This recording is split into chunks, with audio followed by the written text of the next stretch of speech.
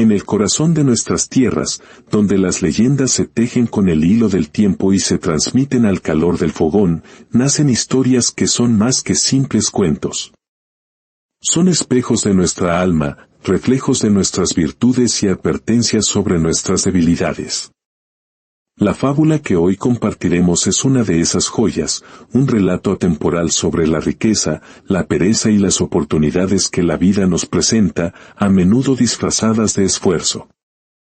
Antes de sumergirnos en este viaje, si encuentras valor en estas historias que nos invitan a reflexionar, considera compartir este momento con alguien más. Al hacerlo, no solo compartes un cuento, sino una semilla de sabiduría que puede florecer en otro corazón. Acompáñanos ahora por un sendero polvoriento, hacia una montaña que guarda más secretos de los que aparenta. En un pueblito acurrucado al pie de una gran montaña, donde el sol se asomaba con timidez para calentar las casas de adobe y los caminos de tierra, vivía un hombre a quien todos conocían simplemente como el Flojo. Su verdadero nombre, si es que alguna vez tuvo uno que importara, se había desvanecido en el aire, sepultado bajo el peso de una reputación ganada a pulso, o mejor dicho, a falta de él. Nadie en el pueblo recordaba haberlo visto trabajar. Ni en los días más soleados, cuando los campos de maíz clamaban por manos para la cosecha, ni cuando los rebaños necesitaban un pastor. El Flojo prefería la compañía de un viejo roble, bajo cuya sombra pasaba las horas, con los brazos cruzados tras la nuca, observando el lento desfilar de las nubes como si en sus formas caprichosas estuviera escrita la solución a todos sus problemas. El pueblo, aunque pequeño, bullía de vida. El cacareo de las gallinas, las risas de los niños descalzos y el aroma a pan recién horneado se mezclaban en una sinfonía cotidiana. En medio de esa actividad incesante, la inmovilidad del Flojo era una nota discordante, un silencio obstinado en medio de la música. Su esposa, Clara, era todo lo contrario. Una mujer de carácter forjado en la necesidad y de manos que nunca conocían el reposo. Desde el primer rayo de alba hasta bien entrada la noche, Clara estaba en movimiento, tejiendo cestos, cocinando, limpiando, vendiendo sus artesanías en el mercado para mantener a flote un hogar que amenazaba con hundirse por el peso de la inacción de su marido. Pero hasta la energía más inagotable tiene un límite, y el de Clara llegaba cada noche, cuando el agotamiento se mezclaba con la frustración al mirar a su esposo, y le reprochaba su eterna pereza. «Eres un haragán, un inútil», le decía, con la voz temblorosa de impotencia. «¿Cómo pretendes que vivamos así? No traes a esta mesa ni una migaja de pan. ¿Qué clase de hombre eres?» El Flojo, sin perturbar su calma exasperante, apenas se movía. Se limitaba a esbozar una sonrisa lánguida, esa que solo los verdaderamente perezosos logran dominar. Sus ojos opacos parecían fijos en un horizonte invisible que solo él podía ver. «No te preocupes, mi Clara», respondía, estirándose como si el mero acto de hablar le supusiera un esfuerzo titánico. «Un día de estos, ya verás, seremos ricos, muy ricos. Y entonces no tendrás que trabajar más, ni tendrás motivos para regañarme». Clara, con las manos en la cintura y el rostro encendido por la ira, replicaba: «¿Ricos? ¿Y cómo piensas lograr ese milagro? Si lo único que haces es dormir y soñar despierto. Dime cómo». El Flojo no tenía una respuesta concreta, pero en su mente siempre existía una solución mágica, un golpe de suerte que lo rescataría de la miseria sin necesidad de mover un solo dedo. Y esa noche, mientras el sonido de los platos que Clara fregaba con rabia resonaba en la pequeña casa, el Flojo tuvo una idea. «Dicen que al otro lado de la montaña vive un hombre sabio», anunció con un tono que pretendía ser solemne. «Un hombre que tiene todas las respuestas. Mañana mismo iré a buscarlo. Le preguntaré cómo salir de esta pobreza. Ya verás, Clara, todo se va a solucionar». Clara detuvo su labor y lo miró con una mezcla de escepticismo y un último vestigio de esperanza. No era la primera vez que escuchaba una promesa, pero sí la primera vez que implicaba un viaje. Quizás el agotamiento, o una minúscula chispa de fe, la hizo ceder. Más te vale, flojo, dijo, secándose las manos en el delantal. Porque si no haces algo pronto, te juro por lo más sagrado que te quedarás a dormir bajo ese roble para siempre. A la mañana siguiente, para sorpresa de Clara, el flojo se levantó con menos quejas de las habituales. Se puso su viejo sombrero de paja, tomó un palo que usaba más como adorno que como apoyo, y se despidió. No te preocupes, mujer. Cuando vuelva, todo será diferente. Clara lo vio alejarse por el camino polvoriento, con un suspiro que contenía años de paciencia agotada. No sabía si creerle, pero por primera vez en mucho tiempo, permitió que una pequeña llama de esperanza se encendiera en su corazón. El camino hacia la montaña era arduo. El sendero serpenteaba entre colinas y bosques, y el flojo, poco acostumbrado a cualquier esfuerzo físico, pronto sintió el peso de su propia desidia. El sol quemaba su nuca y el polvo se le metía en los ojos, pero la visión de una riqueza fácil lo impulsaba a seguir. A medida que avanzaba, el aire se volvía más fresco y algo nuevo despertó en él, la curiosidad. ¿Sería real ese sabio? ¿Podría de verdad darle una solución que no implicara trabajo? Al mediodía, se detuvo a descansar sobre una roca. Mientras masticaba un trozo de pan seco, sus ensoñaciones fueron interrumpidas por un gruñido. De entre los arbustos emergió una figura esquelética, un lobo. Pero no era un lobo feroz de cuento, este era un animal consumido por el hambre, con las costillas marcadas y una mirada que reflejaba más desesperación que fiereza.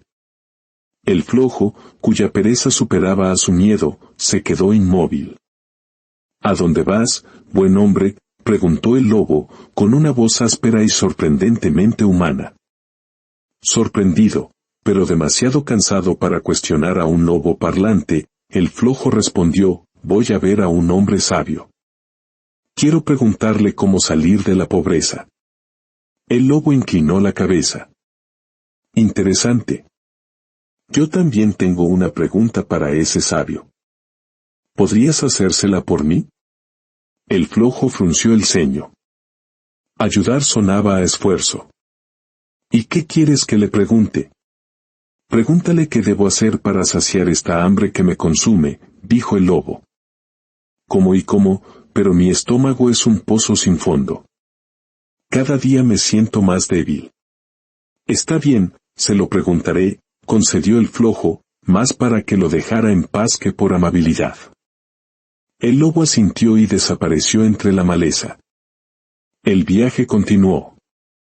Al atardecer, el sendero se abrió a un valle donde un solitario manzano se alzaba junto al camino. El árbol estaba enfermo, sus ramas desnudas y su tronco retorcido. ¿A dónde vas, buen hombre?, dijo el manzano, con una voz profunda y melancólica. De nuevo, el flojo explicó su misión. Entiendo, dijo el árbol. Yo también tengo un problema. Hace años que no doy frutos. Mis hojas se secan en primavera. Si vas a ver a ese sabio, ¿podrías preguntarle cómo puedo curarme? El flojo suspiró. Otra petición. Está bien, preguntaré, dijo, y reanudó su marcha mientras la noche caía. Tras otro día de lenta caminata, llegó a la orilla de un lago de aguas cristalinas. En la orilla opuesta, una pequeña cabaña humeaba. Debía ser el lugar. Pero antes de continuar, un destello plateado emergió del agua. Era un pez enorme, con escamas que brillaban como la plata. ¿A dónde te diriges, buen hombre?, preguntó el pez con voz resonante. Por tercera vez, el flojo relató su propósito. Tal vez ese sabio pueda ayudarme a mí también, dijo el pez. Tengo algo atorado en la garganta, como un tumor que me impide disfrutar de mi comida. Por favor, pregúntale cómo puedo librarme de este mal. El flojo, sintiéndose ya un mensajero a regañadientes, aceptó. Está bien, se lo preguntaré. Y con eso, siguió su camino hacia la cabaña. Finalmente, llegó. La puerta estaba entreabierta. Llamó, y una voz tranquila lo invitó a pasar.